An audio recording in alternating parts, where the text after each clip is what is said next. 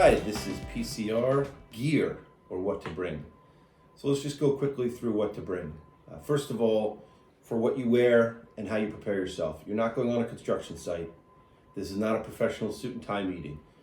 Back in the day, property condition reports used to be suit and ties, but this is back many years ago when people wore suits and had awesome mustaches. Nowadays, we're a lot more casual, so dress for the part. Everything I'm about to say, remember, it's the general rule. It's not perfect.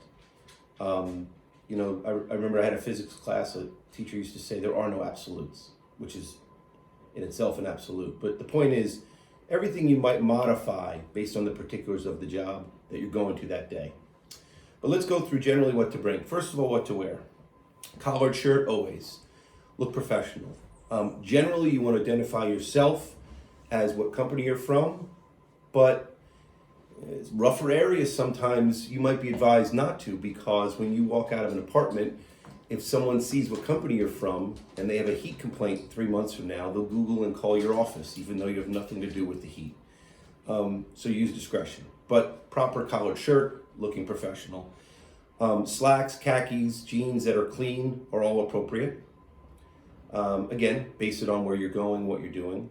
And then footwear. I've heard people say at property condition work conferences wear sneakers because they're gentler on a roof, a flat roof. Never go on a pitched roof for an inspection. Never go on a pitched roof. But a flat roof, or essentially flat, is fair game. And you do go on.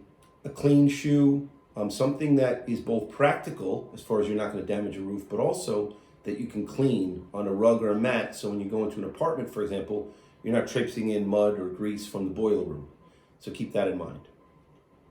Okay, let's get into it. So I always bring a backpack. Many people bring a backpack. It's a good, convenient way to carry things, as well as obviously be doing your inspection and not have to worry about it. Back in the day, you might have a briefcase or an attaché case. Get a backpack. Proper backpack could hold everything. You could walk and talk and do your job while everything's on your back. A watch, just to make sure you're on time. Everyone has their phone now. That's really irrelevant. The phone's really replaced a lot of things we do, but I'll touch on that in a little bit. So first, if you want to use a tablet or a pad, is a preference thing. We're definitely going more and more tablets as a world and as an industry, but you might prefer a pad and clipboard, that's fine. Whichever you prefer, pen or pencil if you're going to do pad. Pen's better in a sense because it's a little darker to record, but pencil's better, particularly if you have freezing temperatures, because pencils work when it's freezing, ink freezes. So pencils are always good. When you get to about Thanksgiving, throw a few pencils in your bag, just so you're ready if it freezes and you weren't ready with just pens. Camera. I like to use a small little camera, digital camera. Make sure it fits in your front pocket. This is not a professional photo shoot. If you've got a big zoom lens, it doesn't work. You need to be accessible and around the building. So a small camera that fits no bigger than this in your front pocket. A lot of people use their phone. That's fine. Nothing wrong with that. It's a good way to do it. Money, ID, and a business card. Have identification so they know who you are when you show up. It's always good to have a business card. Particularly, let's say you just have one. Tell them to take a picture of it so you know who it is that you're meeting with. And it's always good to have a few dollars in your pocket, just in case. Not just if you need to get a subway fare, coffee, or something like that, but also you're not going to regret throwing a little bit of money in your pocket. Flashlight. A lot of the younger inspectors like to use their camera as a light. I'm not a big fan of that because I may want to use the light in addition, use my camera to take a picture. So good, reliable flashlights that you can throw in your pocket, nice and compact, are a good way to go. I always carry a Leatherman or a Swiss Army knife. This one here has a belt loop, which is great. If you really want to geek out like me, you can get a carpenter's belt and modify it, where I could store all my gear in that. I don't find that's very practical. I bang around into a lot of things. It's on a PCR, smaller is better. This is good because you can put it on your belt and it has all sorts of tools. I also have one of these, which I love. This is not a plug, but this is a Swiss Army product, and it's got everything you could possibly want, including a knife, light, magnifying glass, really good. Fits in your pocket of your shirt. Tape measure, Good compact tape measure, throw it on your belt. This is an even smaller one. And by the way, a little cheat, trade shows. Go to conferences and trade shows. Banks and such love to give this stuff out. Compact tape measure. This is another one. This is a little above and beyond. First aid kit. This is a first aid kit right here. Is it going to stop if I have a major injury? No. But it's better than nothing. It's small, it's light, it's compact. I even forget it's in my bag until someone says, do you have a Band-Aid or I cut myself? And before we can get you to where you need to go, at least it's better than nothing.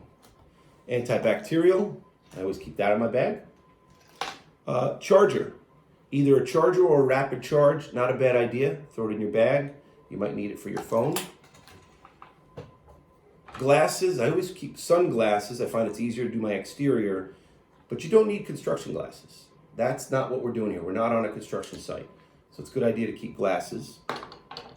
Binoculars. You notice small, compact, with a belt loop. These go right in my belt. I don't even have to pull them out of my bag. Binoculars are good for your bigger buildings, things you have trouble seeing up close. You use those from the sidewalk or across the street. I also have infrared. We use these on energy audits. You don't really need these on what we're doing, but it's a nice little toy. Two big things. One, if you have temperature differential, real cold outside, real hot outside. But if it's 70 outside and 70 inside, this is not doing very much. I like it in electrical rooms because if there's any loose connections behind the walls or the panel, this might show you something. It also can show you air leakage, like a laundry room, for example. If they're not ducting it out properly, we're getting a lot of air leakage there.